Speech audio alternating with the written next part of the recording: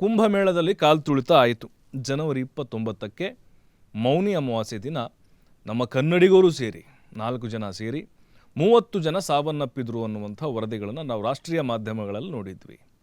30 ಜನ ಸತ್ತಿಲ್ಲ, 200 ಜನ ಅಲ್ಲ, 500 ಅಲ್ಲ, 2,000 ಜನ ಸತ್ತು ಹೋಗಿದ್ದಾರಂತೆ ಕಾಲು ತುಳಿತದಲ್ಲಿ. ಯಾರು ಹೇಳಿದ್ದಿದು? ವಿರೋಧ ಪಕ್ಷದವರು ಹೇಳ್ತಾ ಇರೋದು. ಈ ರೀತಿ ಆರೋಪಗಳನ್ನು ಮಾಡ್ತಾ ಇದ್ದಾರೆ.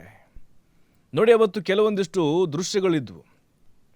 ಯಾಕಂತ ಹೇಳಿದ್ರೆ ಆ ವಿಜುವಲ್ಸನ್ನು ನೋಡ್ತಾ ಇದ್ದರೆ ಸಾವಿನ ಸಂಖ್ಯೆ ಇಷ್ಟೇನಾ, ಜಾಸ್ತಿ ಆಗಿರ್ಬೋದು ಸಾವು ನೋವು ಅಂತ ಅನ್ನಿಸ್ತಾ ಇತ್ತು ನೋಡಿದಂಥವ್ರಿಗೆ. ಯಾಕಂದರೆ ಹೆಣಗಳ ರಾಶಿನೇ ಬಿದ್ದುಬಿಟ್ಟಿತ್ತಲ್ಲಿ. ಹೇಗೆ ಕಸದ ರಾಶಿ ಇರುತ್ತಲ್ವ, ಹಾಗೆ ಹೆಣದ ರಾಶಿ ಬಿದ್ದಿತ್ತು. ಅದರ ಆಧಾರದ ಮೇಲೆ ಹೇಳಿದ್ದಾರೆ ನೋಡಿ. ಸಂಜಯ್ ರಾವುತ್ ಶಿವಸೇನೆ ನಾಯಕ ಹೇಳಿದ್ದಾರೆ, ಅವತ್ತು ಕಾಲು ತುಳಿತದಲ್ಲಿ ಸತ್ತಿದ್ದು 30 ಜನ ಅಲ್ಲ, 2,000 ಜನ ಅಂಥೇಳಿ. ನಾನು ಕಣ್ಣಾರೆ ನೋಡಿದ್ದೇನೆ ಅಂತ ಹೇಳಿದ್ದಾರೆ ಅವರು.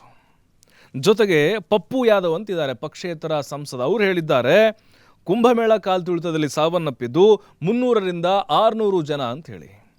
ಅಖಿಲೇಶ್ ಯಾದವ್ ಹೇಳಿದ್ದಾರೆ, SP ನಾಯಕ, ಅವತ್ತು ಕಾಲು ತುಳಿತ ಆಯ್ತಲ್ವಾ, ಹೆಣಗಳನ್ನು ಏನು ಮಾಡಿದ್ದಾರೆ ಗೊತ್ತಾ ಇವರು?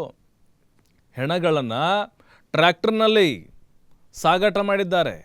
ಕೆಲವು ಶವಗಳನ್ನು ಗಂಗಾ ನದಿಯಲ್ಲಿ ಎಸೆದು ಬಿಟ್ಟಿದ್ದಾರೆ. ನೋಡಿ, ಈ ಸಾವಿನಲ್ಲೂ ಕೂಡ ರಾಜಕೀಯ ಕೆಸರೆರಚಾಟ ನಡೀತಾ ಇದೆ. ಅದರಲ್ಲೂ ಮಹಾಕುಂಭಮೇಳ, ಕೋಟ್ಯಾನುಕೋಟಿ ಭಕ್ತರು ಪುಣ್ಯ ಸ್ನಾನವನ್ನು ಮಾಡ್ತಾ ಇದ್ದಾರೆ.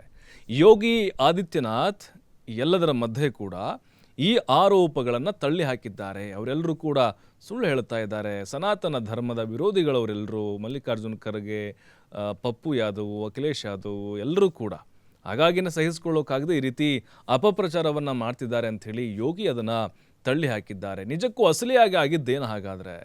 ಅದಿನ್ನೂ ಕೂಡ ಉತ್ತರ ಸಿಕ್ಕಿಲ್ಲ.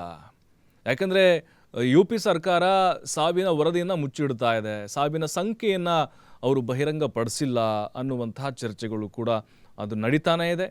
ಬಟ್ ಒಂದಂತೂ ಸತ್ಯ, ಆವತ್ತಿನ ಸಾವು ನಾವು ನೋಡ್ತಾ ಇದ್ದರೆ ಖಂಡಿತವಾಗ್ಲೂ ಭಕ್ತಾದಿಗಳಿಗೆ ಆತಂಕ ಅಂತರೂ ಆಗಿದ್ದು, ಜೊತೆಗೆ ಒಂದು ದೃಶ್ಯಗಳಲ್ಲಿ ನೋಡಿದ್ರೂ ಕೂಡ ಬಹಳ ಭಯಾನಕವಾಗಿ ನಮಗೆ ಕಾಣಿಸಿದ್ದು ಕೂಡ ಉಂಟು.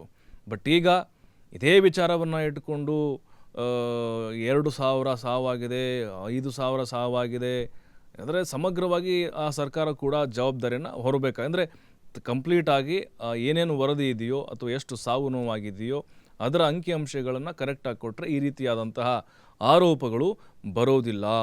ನಡೀತಾ ಇದೆ, ಬಹಳ ಸಕ್ಸಸ್ಫುಲ್ಲಾಗಿ ಕೋಟ್ಯಾನುಕೋಟಿ ಜನ ಬರ್ತಾ ಇದ್ದಾರೆ, ಸರ್ಕಾರಕ್ಕೆ ಆದಾಯ ಕೂಡ ಬರ್ತಾ ಇದೆ, ಧಾರ್ಮಿಕವಾಗಿ ಕೂಡ ಭಕ್ತರಿಗೆ ಅಲ್ಲಿ ಸಾಕಷ್ಟು ರೀತಿ ಅನುಕೂಲ ಆಗ್ತಾ ಇದೆ. ಅದೆಲ್ಲ ಒಂದು ಕಡೆ ಇಟ್ಟರೆ, ಬಟ್ ಸಾವು ನೋವು ವಿಚಾರದಲ್ಲಿ ರಾಜಕೀಯ ಬೇಡ ಅನ್ನೋದು ಹಲವರ ಅಭಿಪ್ರಾಯ ಆಗಿದೆ ಇಲ್ಲಿ.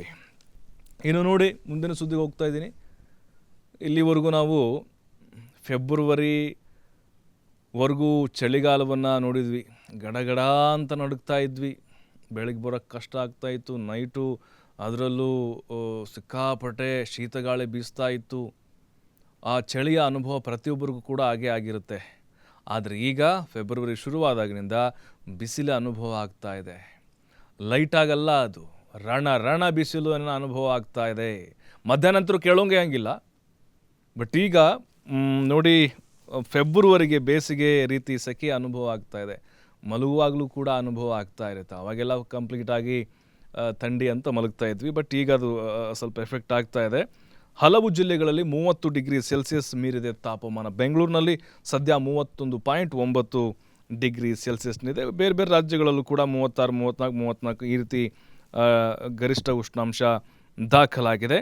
ಅಂದರೆ ಬಿಸಿಲಿನ ತಾಪ ಹೆಚ್ಚಾಗ್ತಾ ಇದೆ. ರಣ ಬಿಸಿಲಿನ ಬೇಸಿಗೆ ಕೂಡ ಅದು ವಿಪರೀತವಾಗಿ ಏರಿಕೆ ಆಗ್ತಾ ಇರೋದು ಕಂಡು ಬರ್ತಾ ಇದೆ.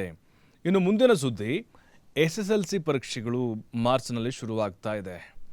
ಕೆಲವೊಂದಿಷ್ಟು ಮಾರ್ಪಾಡುಗಳನ್ನು ಮಾಡಿದ್ದಾರೆ SSLC ಪರೀಕ್ಷೆಗಳಲ್ಲಿ.